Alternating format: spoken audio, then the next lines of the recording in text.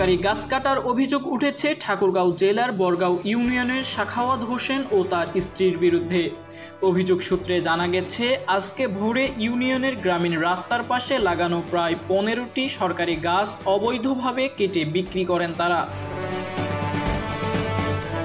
স্থানীয়রা জানান, সরকারি খরচে রোপণ করা গাছগুলো গ্রামীণ সড়কের পরিবেশ রক্ষা, ছায়া প্রদান ও জনসাধারণের উপকার করে আসছিল।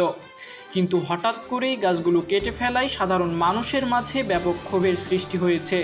আমাকে বলেনি, আমি ঠাকুরগাঁও গেছি, তারপরে গাছ কাটে বিক্রি করতেছি। আজকে যে আমি বাড়িতে আসি, তা আমাকে বলতে হবে না যে গাছগুলো আমি কাটবো বা বিক্রি করছি না কি করছি, এটাও তো আমাকে জানাই না।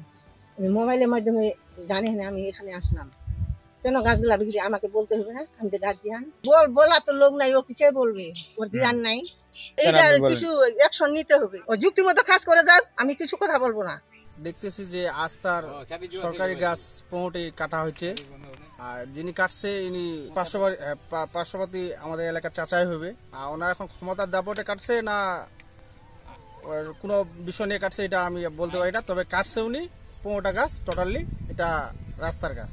এভাবে যদি মনে হয় সরকারি রাস্তার গাছ যদি কাটে নেওয়া হয়, তাহলে তো মনে করেন যে এটা একটা সরকারি বা একটা পরিবেশের ক্ষতিকর।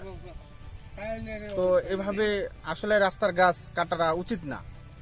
এটা একটা ন্যায্য একটা বিচার বা একটা ন্যায্য একটা কিবা হয়ে এটা অবশ্যই একটা কিবা করার প্রেক্ষিতে নেওয়া ভালো হবে।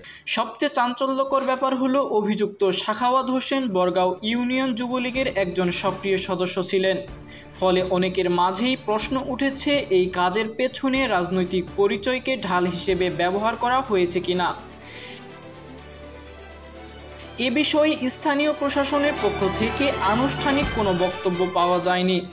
তবে এলাকাবাসীর জোর দাবি, এই ঘটনার দ্রুত তদন্ত এবং দায়ীদের বিরুদ্ধে আইনি পদক্ষেপ নিতে হবে।